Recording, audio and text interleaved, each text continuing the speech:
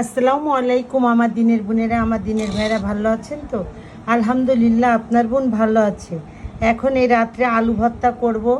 ধনেপাতা, কাঁচা ঝাল, লবণ আর পেঁয়াজ নিয়েছি, আর নিয়েছি রাঁধুনি সরিষার তেল।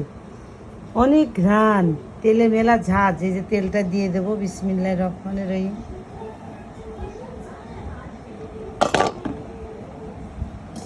এবার আলুগুলো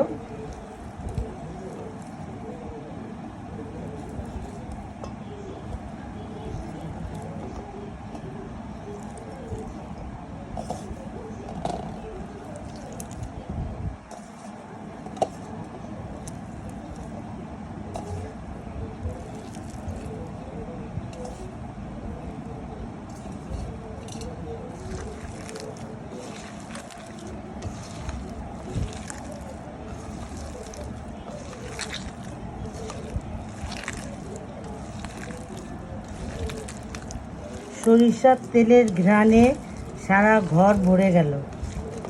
তবে সবসময় রাঁধুনি সরিষার তেলটাই আমি ব্যবহার করি। আপনারাও যদি আমার দিনের বোনেরা, দিনের ভাইরা ঝালমুড়ি মাখাইতে ওই রাঁধুনি সরিষার তেল ব্যবহার করতে পারেন, রান্না করাতে ব্যবহার করতে পারেন, ভর্তা ভর্তিতেও ব্যবহার করতে পারেন, ঝালমুড়ি মাখাইতে ভর্তা করতে পারেন। সব কিছুতে রাঁধুনি সরিষার তেলটাই উত্তম। আর অনেক সুস্বাদু, আর ঘ্রাণ মনে হবে ঘানির থেকে ভাঙানো তেল। নাকটা জ্বলে যায় একেবারে, খুব ঝাঁঝালো। আমি সরিষা ইলিশ করি এই সরিষার তেল দিয়ে।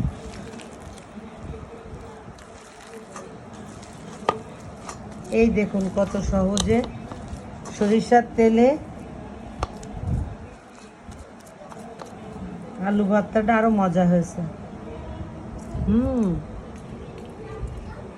খুব টেস্টি হয়েছে। যদি ভিডিওটা ভালো লেগে থাকে, ভালোবেসে থাকেন, লাইক কমেন্ট শেয়ার অবশ্যই করবেন। আল্লাহ হাফেজ।